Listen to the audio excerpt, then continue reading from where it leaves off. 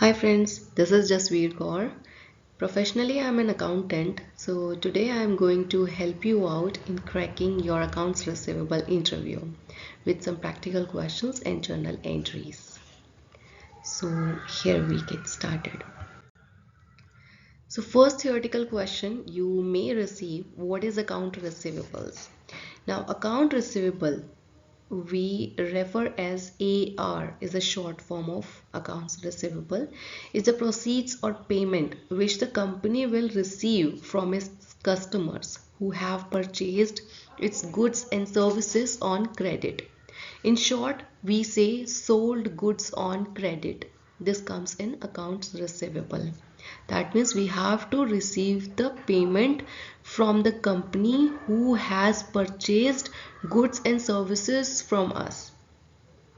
This is our current asset. This is our asset. Why? Because we will receive the payment. Ultimately, at the end, we will increase our cash or bank. So this is our current asset. What is receivable cycle? This is an alert for customer to pay amount that they owe.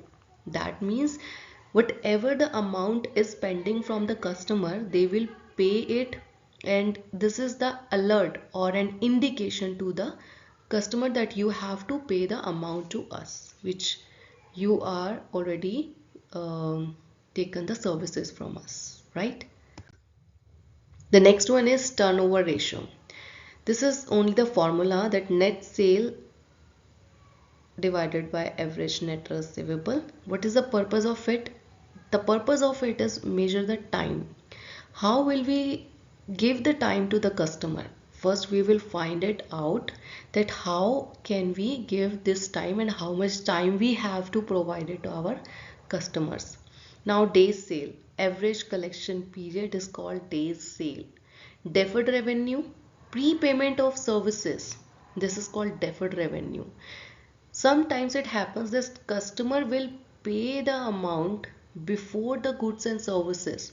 So this is our liability now to give the goods or services to the customer, right? So we have already received the payment.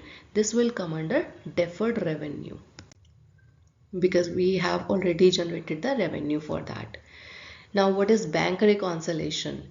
To control the internal monetary process through bank or to ensure that any transaction either in receipt or payment has been done in the bank also. Sometimes it happens this customer hasn't paid any payment yet, but we have received an email that they are going to pay.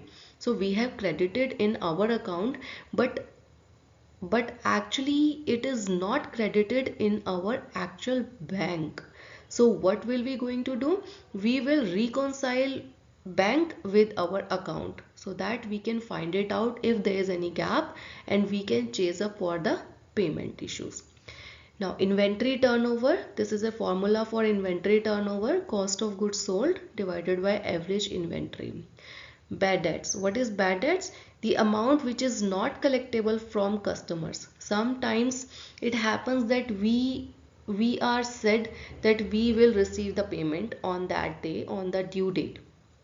Now the company is saying that we are not able to pay this amount, so this will become our bad debts, that we are not going to receive any amount from this customer.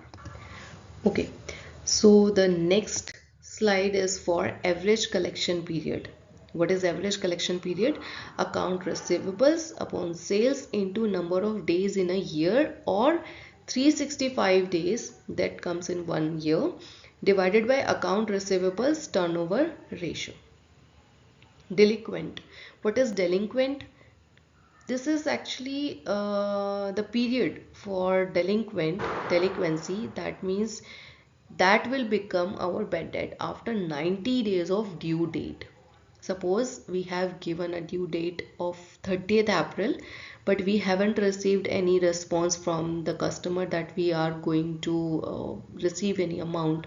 So after 90 days, that means May, June, July. So on 30th July, that will be the 90 days over. This will become your delinquency.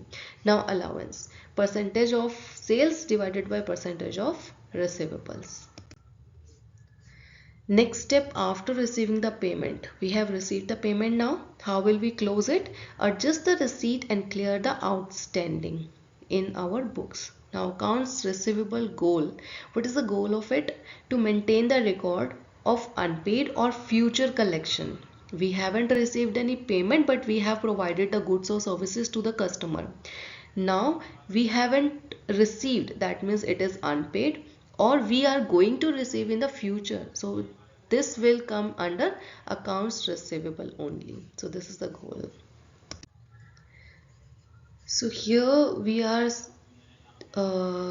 looking like 25,000 that was debited. Now 10,000 we have credited, and now 15,000 we will also credit. So company account will be closed like this. Now we have received 13,500. The actual payment is this. Now discount we have provided to the customer, so 1,500 will be in debit side now. Next, a company makes $25,000 sale on account. Payment's check was dishonored. Now we have received the payment, but the check was dishonored. What is the proper entry to record the transaction at the time of sale? Now company account debited to sale account, that is 25,000, and we had received 25,000 completely, so we have debited our bank with 25,000 and credited to company account, means customer account, 25,000. Now after dishonored the check, now bank will not leave us na, bank will charge, because the check is dishonored, so bank charges will be applied. Now bank charges account debit 2500 to bank account 2500. This will be deducted from our bank. Now company account debited to sale account, and interest will be charged from the customer, because we will not going to pay 2500, because this is not our mistake. The check is dishonored from the customer side, so the customer will pay this amount, so the interest account will be credited with 2500. Now a company makes $25,000 sale on account. The company has a doubt to receive the payment. Now company doesn't know that the customer is going to pay our payment or not yet. So what is the proper entry to record the transaction at the time of sale? We will debit it. We will debit this company account, because we have credited the company account. We have already debited 25,000 at the time of sale. Now we are going to close it, and we have debited the account of provision for doubtful debts with 25,000, because we have a doubt either company is going to pay or not yet this payment. But later on we are surprised that payment was received. So company account will be debited again. This entry will be reversed.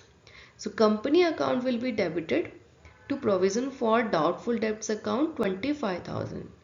Now we have debited our bank, because we have received this amount, to company account 25,000. So this entry will be closed like this. Now the company is failed to receive the payment. If company is not going to receive the payment, what is the proper entry of it? Now bad debts account debit to company account, because we haven't received any payment yet, so we are not going to receive it. But if we are receiving this payment, so later on we can close it like provision for doubtful debts accordingly. So this was your account receivable journal entries with practical questions. Hope this will help you in cracking your interview with these questions. So thank you so much. Please like, subscribe and share my video. Thank you.